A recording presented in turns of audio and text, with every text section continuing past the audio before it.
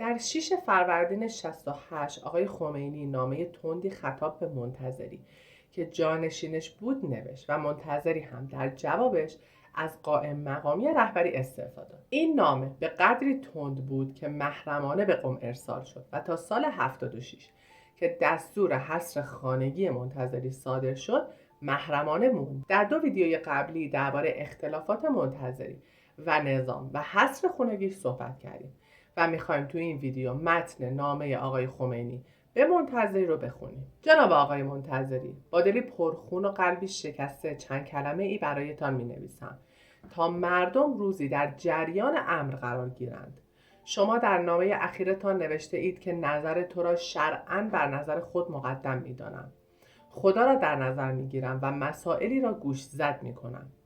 از آنجا که روشن شده است که شما این کشور و انقلاب اسلامی عزیز و مردم مسلمان ایران را پس از من به دست لیبرال ها و از کانال آنها به منافقین می سپارید، صلاحیت و مشروعیت رهبری آینده نظام را از دست داده اید. شما در اکثر نامه ها و صحبت ها و موضع‌گیری هایتان نشان دادید که معتقدید لیبرال ها و منافقین باید در کشور حکومت کنند. به قدری مطالبی که می گفتید دیکته شده منافقین بود که من فایده‌ای برای جواب به آنها نمی دیدم. مثلا در همین دفاعیه شما از منافقین، تعداد بسیار معدودی که در جنگ مسلحانه علیه اسلام و انقلاب محکوم به اعدام شده بودند را منافقین از دهان و قلم شما به آلاف و الوف رساندند و می‌بینید که چه خدمت ارزنده‌ای به استکبار کرده اید. اولا منظور آقای خمینی از منافقین ماجرای اعدام‌های سال 67 که توی این ویدیو توضیح دادیم و گفتیم که چجوری منتظری جلوی اعدام خیلی از مجاهدین رو گرفت و زمینه آزادیشون رو فراهم کرد. مسئله دوم مسئله لیبرال هاست که آقای خمینی مطرح می‌کنه. منظور از لیبرال ها گروهی بودند که به اقتصاد آزاد و حکومت غیر ایدئولوژیک و دموکراسی اعتقاد داشتند که در ابتدای انقلاب هم همراه انقلاب بودند اما کم کم زاویه گرفتند. شاخص‌ترین لیبرال ها هم مهدی بازرگان، اولین نخست وزیر ایران، ابراهیم یزدی و عزت الله صحابی بودند. اولین اختلاف لیبرال ها و جمهوری اسلامی بر سر اشغال سفارت بود که بازرگان به شدت مخالف بود و بعد از این حادثه استعفا داد. بعد از آزادسازی خرمشهر و پیشنهاد صلح صدام با ادامه جنگ هم مخالف بود و میگفت که باید پیشنهاد پرداخت غرامت 25 میلیاردی از سمت اعراب رو بپذیره و جنگ رو تموم کنه. بعد از این آقای خمینی لیبرال ها رو متهم به سازش با غرب و مخالفت با انقلابیگری اسلامی دونست و شعار مرگ بر لیبرال وارد فرهنگ انقلابی شد و بعدم در کنار منافق تبدیل به برچسبی شد برای افراد ضد انقلابی و غربگرا و مخالف با ولایت فقیه. مهدی بازرگان کسی بود که کم کم از سیاست ایران حذف شد. وقتی نماینده مجلس بود به خاطر سخنرانیاش توی مجلس بهش حمله شد و توی سال 64 هم وقتی که برای انتخابات ریاست جمهوری ثبت نام کرد رد صلاحیت شد که همین سبب تحریم گسترده انتخابات توسط بعضی از افراد شد. خب بریم ادامه نامه رو بخونیم. در مسئله مهدی هاشمی قاتل شما او را از همه متدینین متدین‌تر می‌دانستید و با اینکه برایتان اثبات شده بود که او قاتل است مرتب پیغام می‌دادید که او را نکشید. از قضایای مثل قضیه مهدی هاشمی که بسیار است و من حال بازگو کردن تمامی آنها را ندارم. دوباره یه پرانتز باز کنم که مهدی هاشمی برادر داماد منتظری بود که از تندروهای اوایل انقلاب بود. مهدی هاشمی متفاوت از نظام عمل می‌کرد و مسئول انتقال مواد منفجره به عربستان تو حج سال 65 و لو دادن معامله سری سلاحگروگان ایران و آمریکا بود که منجر به قطع دسترسی ایران به سلاح و شکست ایران توی جنگ شد. مهدی هاشمی تو سال 66 اعدام شد. باز بریم سراغ ادامه نامه. شما از این پس وکیل من نمی باشید و به طلابی که پول برای شما میآورند بگویید به قم منزل آقای پسندیده و یا در تهران به جماران مراجعه کنند. به حمدالله از این پس شما مسئله مالی هم ندارید. اگر شما نظر من را شرعاً مقدم بر نظر خود می‌دانید که مسلماً منافقین صلاح نمی‌دانند و شما مشغول به نوشتن چیزهایی می‌شوید که آخرتتان را خرابتر می‌کند، با دلی شکسته و سینه‌ای گداخته از آتش بیمهری‌ها با اتکا به خداوند متعال به شما که حاصل عمر من بودید چند نصیحت می‌کنم. دیگر خود دانید. 1. سعی کنید افراد بیت خود را عوض کنید تا سهم مبارک امام بر حلقوم منافقین و گروه مهدی هاشمی و لیبرال ها نریزد. 2. از آنجا که ساده لوح هستید و سریعا تحریک می شوید در هیچ کار سیاسی دخالت نکنید. شاید خدا از سر تقصیرات شما بگذرد. 3. دیگر نه برای من نامه بنویسید و نه اجازه دهید منافقین هرچه اسرار مملکت است را به رادیوهای بیگانه دهند. 4. نامه ها و سخنرانی های منافقین که به وسیله شما از رسانه های گروهی به مردم میرسید ضربات سنگینی بر اسلام و انقلاب زد و موجب خیانتی بزرگ به سربازان گمنام امام زمان روحی له الفدا و خونهای پاک شهدای اسلام و انقلاب گردید. برای اینکه در قعر جهنم نسوزید خود اعتراف به اشتباه و گناه کنید. شاید خدا کمکتان کند. درباره این بخش پایانی که گفته شده اسرار نظام از طریق منتظری به رادیوهای بیگانه میرسیده، منظور لو رفتن حکم محرمانه امام مبنی بر اعدام مجاهدین یا همون اعدام‌های سال 67 از طریق BBC در 5 فروردین 68.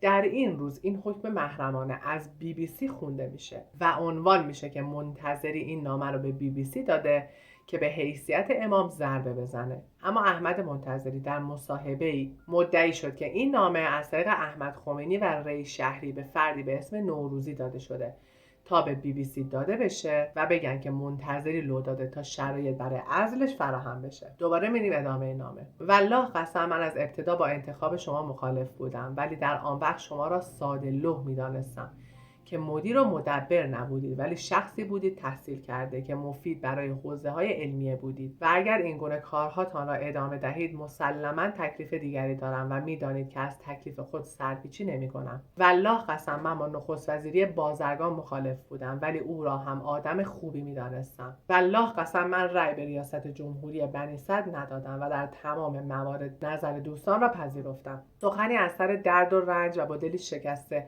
و پر از غم و اندوه با مردم عزیزمان دارم. من با خدای خود عهد کردم که از بدی افرادی که مکلف به اغماض آن نیستم هرگز چشم‌پوشی نکنم. من با خدای خود پیمان بستم که رضای او را بر رضای مردم و دوستان مقدم بدارم. اگر تمام جهان علیه من قیام کنند دست از حق و حقیقت بر نمی‌دارم. من کار به تاریخ و آنچه اتفاق می‌افتد ندارم. من تنها باید به وظیفه شرعی خود عمل کنم.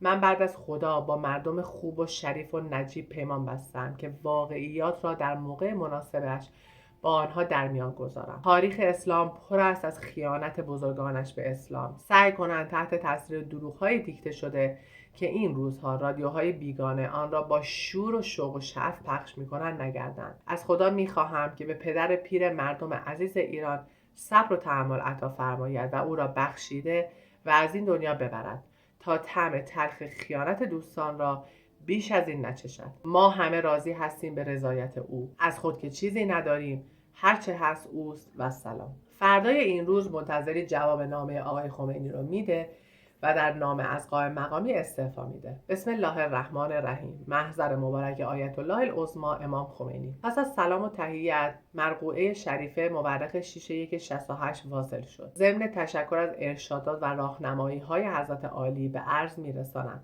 مطمئن باشید همانطور که از آغاز مبارزه تا کنون در همه مراحل همچون سربازی فداکار و از خود گذشته و مطیع در کنار حضرت عالی و در مسیر اسلام و انقلاب بودم، اینک نیز خود را ملزم به اطاعت و اجرای دستورات حضرت عالی می‌دانم. زیرا بقا و ثبات نظام اسلامی مرهون اطاعت از مقام معظم رهبری است. برای هیچ کس قابل شک نیست که این انقلاب عظیم تا کنون در سایه رهبری و ارشادات حضرت عالی از خطرات مهمی گذشته و دشمنان زیادی همچون منافقین کوردل که دستشان به خون هزاران نفر از مردم و شخصیت‌های عزیز ما و از جمله فرزند عزیز خود من آغشته است و سایر جناح‌های مخالف و ضد انقلاب و سازشکار و لیبرال مآب‌های کج‌فکر را رسوا و از صحنه خارج نموده است. آیا جنایات هولناک و ضربات ناجوانمردانه این روسیاهان کوردل به انقلاب و کشور و ملت عزیز و فداکار ما فراموش شدنی است؟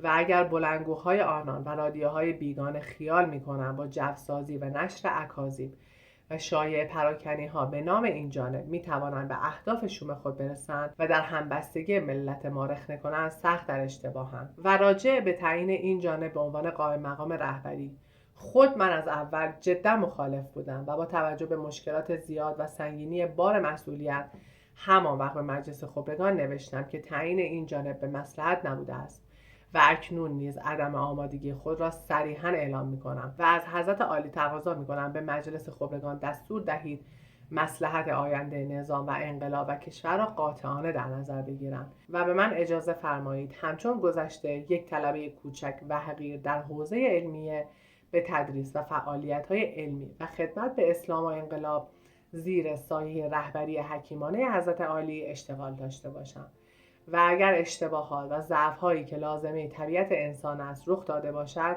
انشاءالله با رهبری‌های حضرت عالی مرتفع گردد و از همه برادران و خواهران عزیز و علاقه‌مند تقاضا می‌کنم مبادا در مورد تصمیم مقام معظم رهبری و خبرگان محترم به بهانه حمایت از من کاری انجام دهند و یا کلمه‌ای بر زبان جاری نمایند، زیرا مقام معظم رهبری و خبرگان جز خیر و مصلحت اسلام و انقلاب را نمی‌خواهند. امید است این شاگرد مخلص را همیشه از راهنمایی‌های ارزنده خود بهره مند و از دعای خیر فراموش نفرمایید.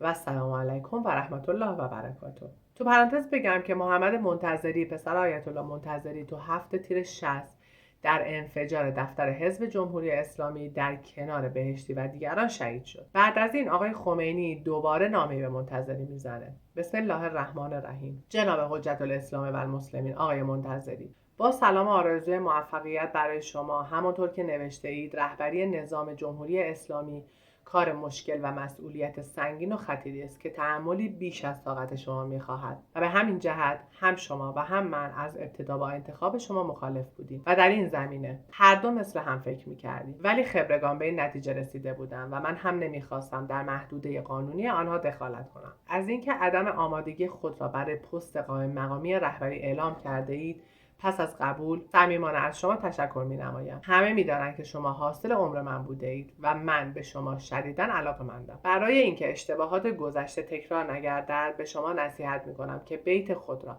از افراد ناصالح پاک نمایید و از رفت آمد مخالفین نظام که به اسم علاقه به اسلام و جمهوری اسلامی خود را جا می‌زنند جداً جلوگیری کنید. من این تذکر را در قضیه مهدی هاشمی هم به شما دادم. من صلاح شما و انقلاب را در این می‌بینم که شما فقیهی باشید که نظام و مردم از نظرات شما استفاده کنند.